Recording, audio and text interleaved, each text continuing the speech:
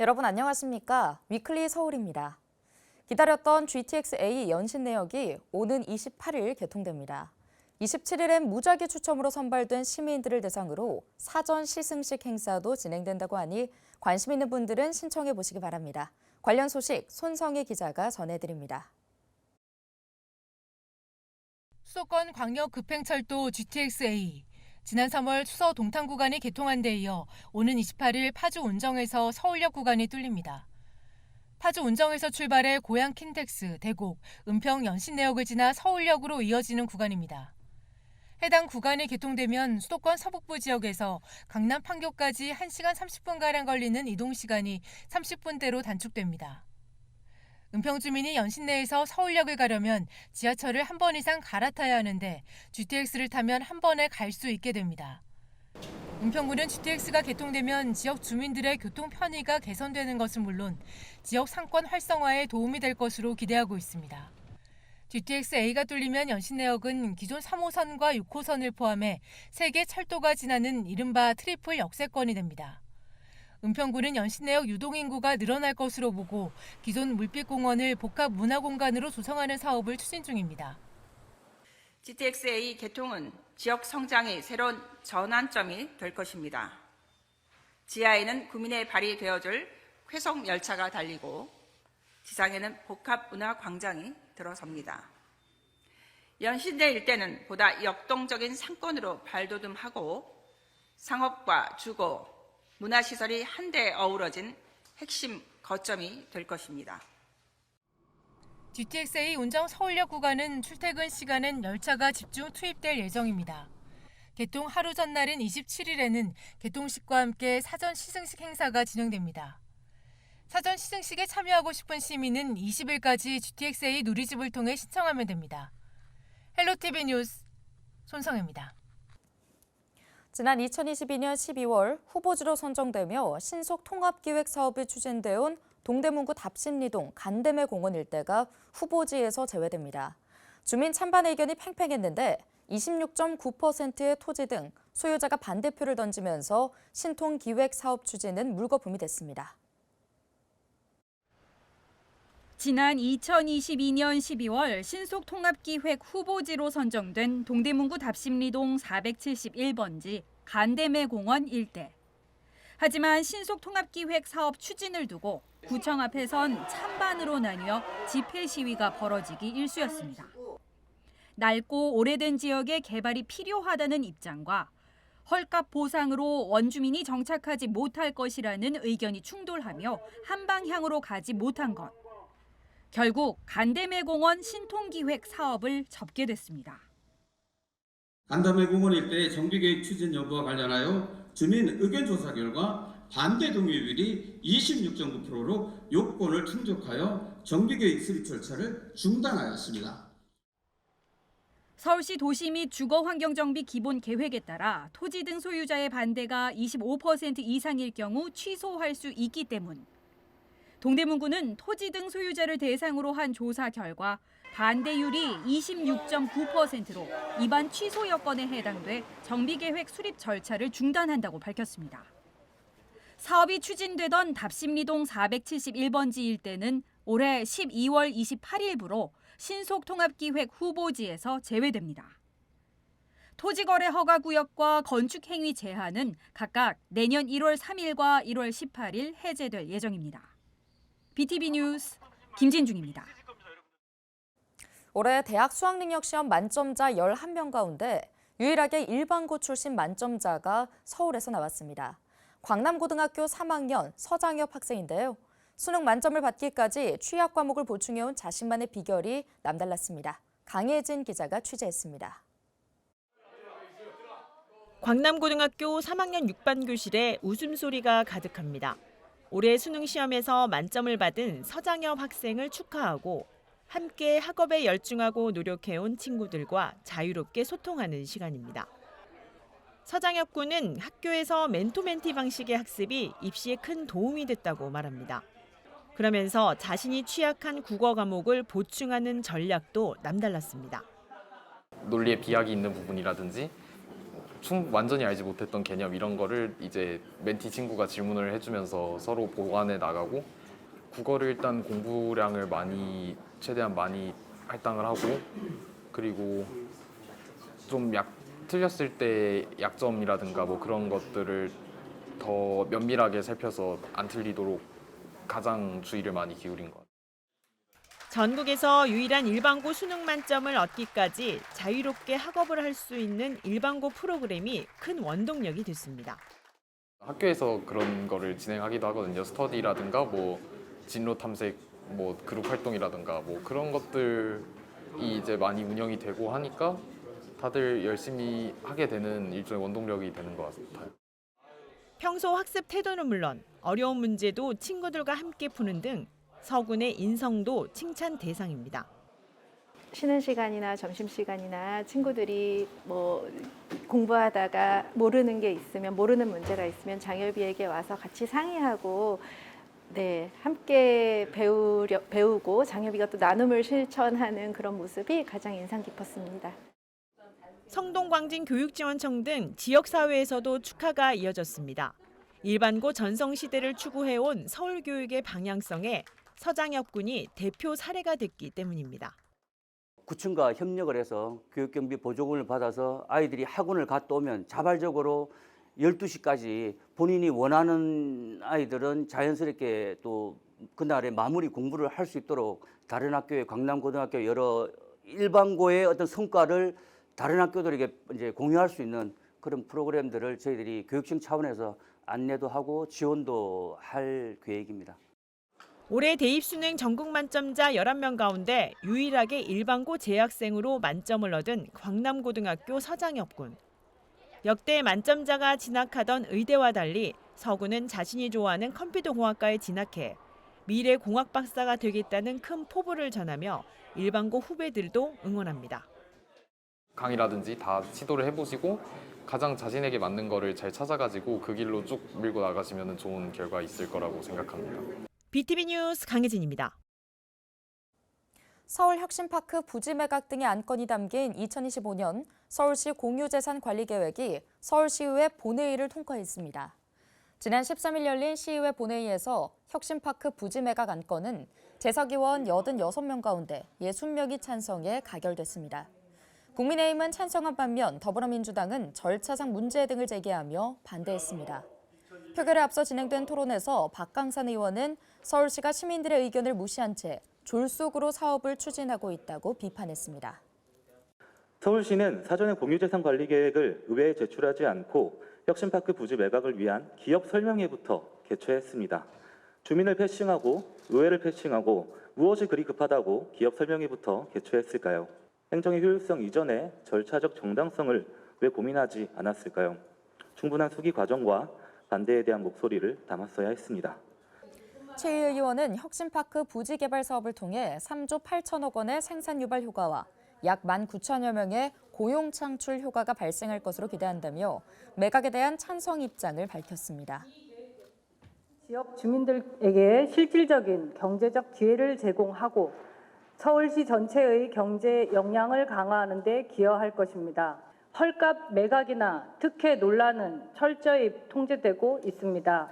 개발 이익은 지역사회에 환원되며 일자리 창출 조건을 부여해 공공이익을 극대화하고 있습니다. 한편 이날 혁신파크 공공성을 지키는 서울네트워크는 시의회 앞에서 기자회견을 열고 대통령 계엄과 내란 등으로 인한 비상시국에 시의회는 민생법안 민생예산을 내버려두고 시민들과 전문위원, 시의원이 반대하는 시유지 매각 안건을 강행 처리했다며 반발했습니다. 그러면서 오세훈 시장은 비상시국에도 자신의 개발 욕망을 숨기지 않고 강행 처리를 주문했다고 비판했습니다. 이들은 4년짜리 시장이 수십 년간 지켜온 공유지를 기업의 헐값으로 매각하는 것은 이해할 수 없다며 매각 계획이 철회될 때까지 반대 투쟁을 이어갈 것이라고 밝혔습니다.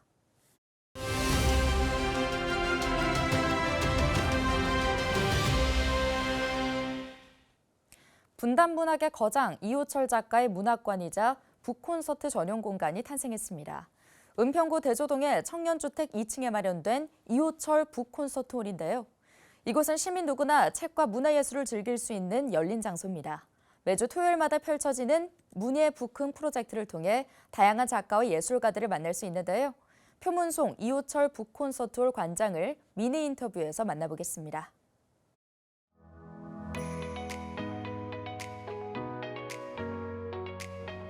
두 가지가 결합이 되는데요.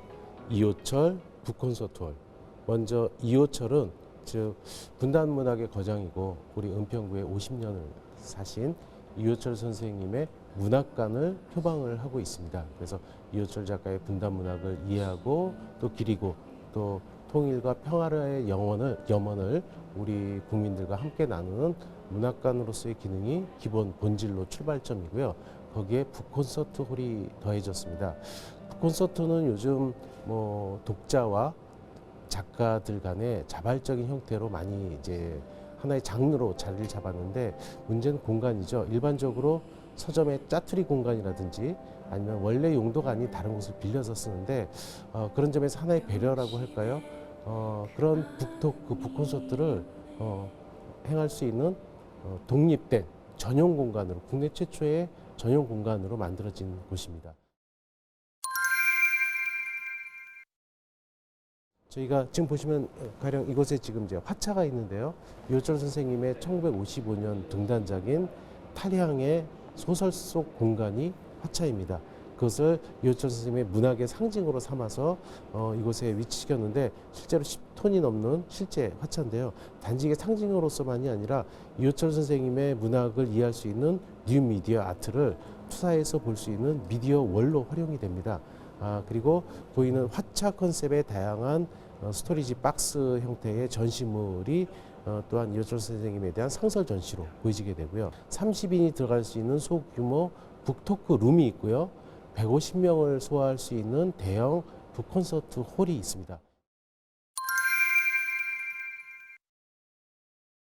저희가 이제 부지 선정에서부터 가령 이제 컨셉을 어떻게 잡을 것인가, 그리고 예산을 어떻게 확보할 것인가 등 형태 여러 가지의 논의가 있었고 몇 번의 계획이 세웠다가 변경되는 그 과정이 있었습니다. 어쨌든 국민의 세금으로 운영이 되는 공기관이다 보니까 예산의 확보 그리고 효율적인 운영을 위해서 어떤 시행착오의 과정이었다고 생각을 하는데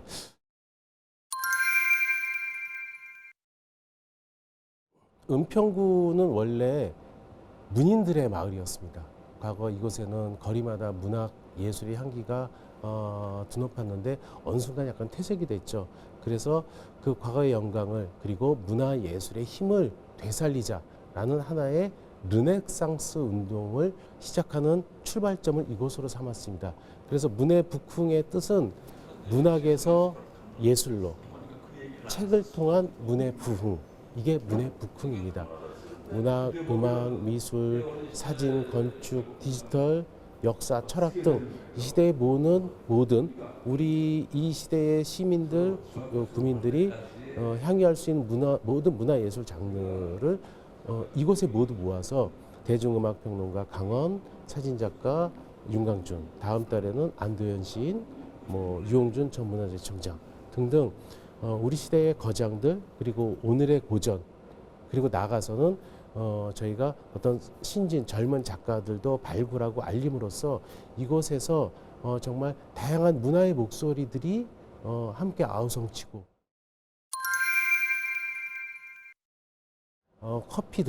마시던 커피 들고 이곳에 와서 친구들과 약속을 하셔도 되고요.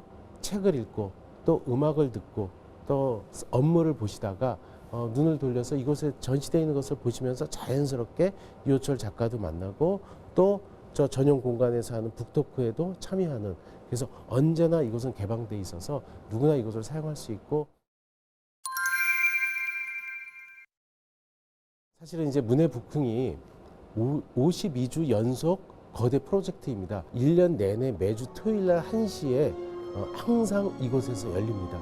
5일장이면 5일, 15일, 25일은 그냥 장이 열리고 그에 대한 믿음을 갖고 있는 거죠. 그곳에 가면은 내가 필요한 것을 꼭 얻을 수 있는 바로 그런 의미에서 매주 토요일 이곳은 문화 토일장이라고 할까요?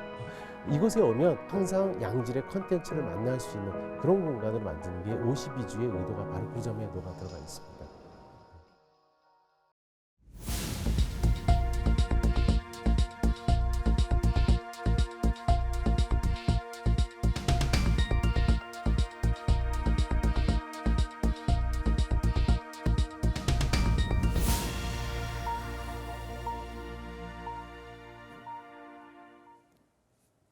재건축을 추진하고 있는 양천구 목동 아파트 3개 단지가 정비구역으로 지정돼 재건축에 속도를 내게 됐습니다. 서울시는 제13차 신속통합기획 정비사업 등 특별분과위원회를 통해 목동 8단지와 12단지, 13단지 아파트에 대한 재건축 정비구역 지정 및 정비계획 결정 경관 심의안을 수정 가결했습니다. 이번 정비구역 지정으로 목동 아파트 14개 단지 가운데 6단지를 포함해 4개 단지가 정비구역으로 지정됐습니다. 양천구는 정비계획안이 수립된 3개 단지도 조만간 정비구역 지정이 이루어질 것으로 전망하는 한편 나머지 단지에 대해서도 내년 초까지 정비구역 지정을 추진하겠다고 밝혔습니다.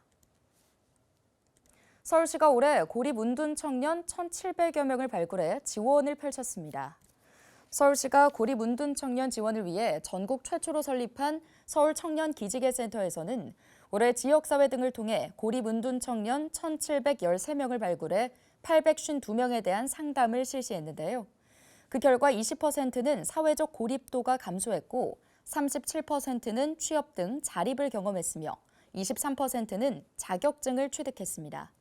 서울시는 청년의 고립이 가정의 고립으로 이어지지 않도록 부모 등 주변인까지 정책 영역을 확대하고 있습니다. 은평구가 경직된 지역 경제를 살리기 위해 다음 달 중 은평사랑 상품권 125억 원을 발행합니다. 은평구는 탄핵 정국으로 경직된 지역 경제를 살리기 위해 상공단체와 함께 소비 진작 캠페인에 나서기로 했는데요. 먼저 설과 추석에 나눠 발행하던 은평사랑 상품권을 내년 1월에 125억 원 전액을 발행합니다. 상품권 조기 사용을 독려하기 위해 일부 전통시장 상인들이 자발적으로 5%를 추가 할인하는 이벤트를 추진하고 있습니다. 또 은평구 상공회, 소상공인연합회 등 민간단체에서는 소비심리 회복을 위한 우리 동네 가게 이용 챌린지를 진행할 계획입니다. 이외에도 민생경제 활성화 대책으로 중소기업 육성기금 융자 한도를 1억 원에서 2억 원으로 확대하고 음식점도 융자 대상에 포함될 수 있도록 관련 규정을 개정할 계획입니다. 뉴스 마칩니다. 고맙습니다.